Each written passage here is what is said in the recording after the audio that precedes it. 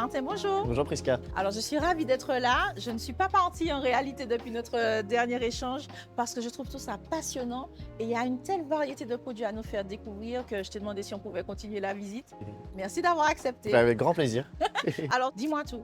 Par exemple, comme tu peux le voir ici, on a deux menthes différentes. Celle-ci, c'est une menthe qu'on a plantée tout récemment, qu'on va bientôt récolter. Comme tu peux le voir, elle n'est pas encore hyper étoffée, il n'y a pas beaucoup de ramifications, comme on appelle, parce qu'elle n'a pas encore été coupée.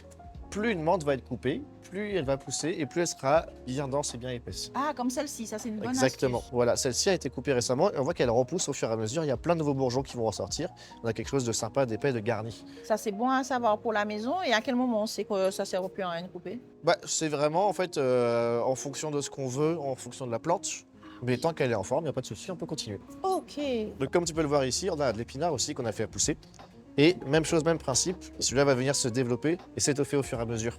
On a différents plants qui vont pousser en dessous, on va tailler, on prend uniquement les jeunes pousses, que ce soit pour manger en salade ou en cuisson. Et donc la même chose, ça c'est quelque chose qui repousse assez facilement. À la base c'est sauvage l'épinard. Ouais. Et donc on en a pris quelques plants.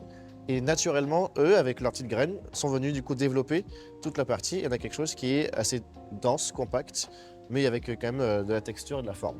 Pour autant, on ne maîtrise pas toujours le résultat de la production. Non, exactement. Même ici, dans ce bâtiment-là, où tout est fermé, tout est contrôlé, il y a quand même des petites bêtes qui vont rentrer. Il peut toujours y avoir des maladies aussi. Donc on fait vraiment hyper attention quand on rentre, quand on ressort, à tout ce qu'on fait aussi venir à l'intérieur, parce que ça peut vraiment jouer sur la qualité de la plante, sur les rendements.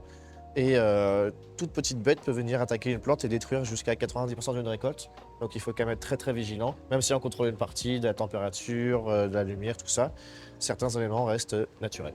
Donc là, si on continue, on peut marcher et on voit qu'il y a quand même pas mal de choses. Oh là là, l'odeur de la menthe là. Apéro. Non, c'est pas vrai.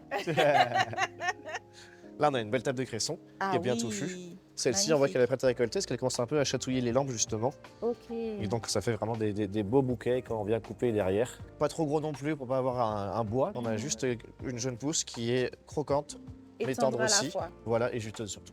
Ah, tiens, t'as des lampes qui sont en panne là, non? Eh ben non, justement, ça c'est la petite spécificité. Ça, ce sont des micro-pousses de radis. Ce sont des petites choses qu'on vient faire pour agrémenter un mélange de salade, qui vient être un petit côté un peu piquant derrière. Et du coup, on vient planter le radis très très très serré, mais on le récolte très tôt. On le fait pousser dans le noir pour qu'il puisse tiger un peu, qu'on ait quelque chose qui ait du goût et surtout de la texture. Donc ça va être récolté d'ici quelques jours. Et là, on va allumer la lumière pour que la plante puisse se redresser. Elle va se recolorer aussi, parce qu'elle manque un peu de lumière, donc de photosynthèse et donc de couleur. Et le goût va venir aussi à ce niveau-là. Justement, il y en a ici. Ah, Là, il a été séché avant. On le fait sécher parce que comme on est dans un climat assez humide, et comme il pousse très très serré, on dit que la plante transpire, et du coup elle est mouillée. d'accord. Donc on doit la faire sécher pour la conservation et avoir un produit qui soit justement très frais, très croquant. Donc là, c'est le conditionnement maintenant. Exactement. Donc il y a une raison, je suppose, pour avoir choisi des barquettes comme celle-ci. Oui, exactement. En fait, le but, c'est que ce sont quand même des produits, donc des jeunes pousses, donc des produits qui sont très sensibles et très fragiles. Donc le fait de les mettre en barquette, ça les protège vraiment de tout l'impact extérieur, des circulations d'air. Et quand ça, elle est protégée, elle va rester saine et fraîche le plus longtemps possible comme ça. Une fois qu'on a pesé, mis en barquette, ça prend combien de temps pour arriver sur les étapes? Eh bien, en général, 1 à 2 jours maximum. On essaye de faire en sorte que ce qui a été récolté aujourd'hui soit vendu soit aujourd'hui, l'après-midi, soit demain. Comme ça, au plus tard, après-demain, c'est en magasin pour le client et ce sera consommé et vendu du coup dans la semaine. Ok. Alors là, comment on fait? On ferme simplement la boîte. C'est là comme ça? On va faire dépasser et ne pas écraser.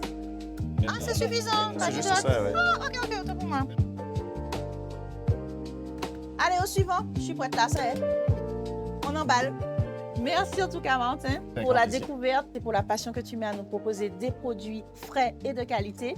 Une histoire de famille qui se prolonge. On vous souhaite longue vie. Eh merci beaucoup. Quant à nous, mes amis, vous l'aurez compris, direction la cuisine avec la petite récolte du jour.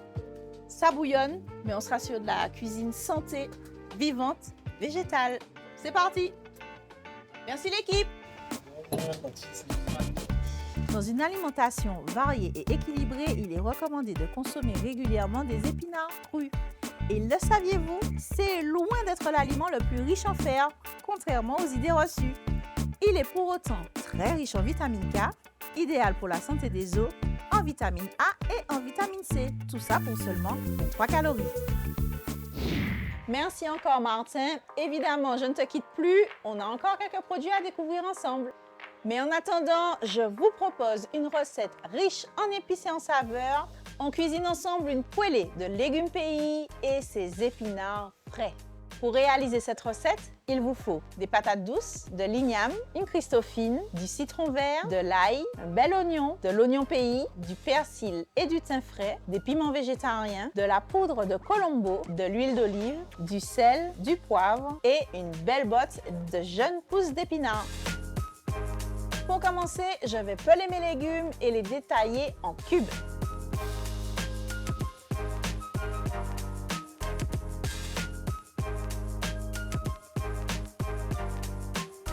Je fais rissoler les légumes dans de l'huile d'olive et pendant ce temps, je prépare toutes mes aromates, à savoir l'oignon émincé, l'ail haché, le bouquet garni ciselé finement et bien sûr mes piments végétariens.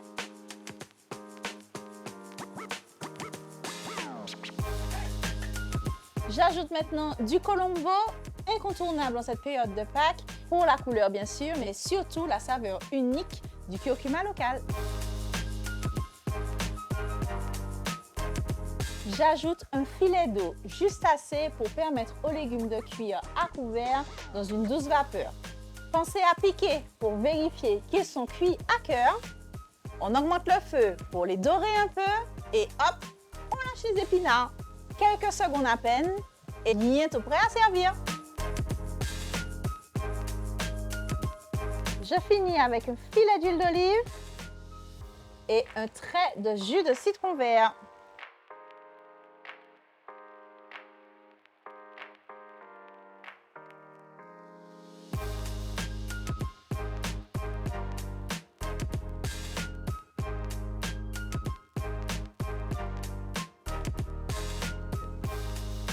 Et voilà, une délicieuse poêlée de légumes aux saveurs de saison, à agrémenter comme vous l'aimez, de crabe, de lambis, de langoustes, d'agneau, c'est vous qui voyez. Vous l'aurez compris, on ne manque pas d'idées dans la Martinique dans l'assiette.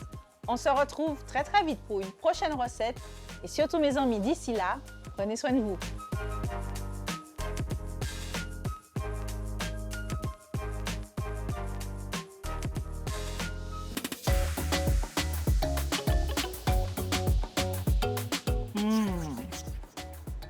Ça donne envie de mettre du beurre et du sel. Allez, je me concentre. À table. Merci Alain pour cette... Tu t'amuses ou... C'est bon, rentre chez nous.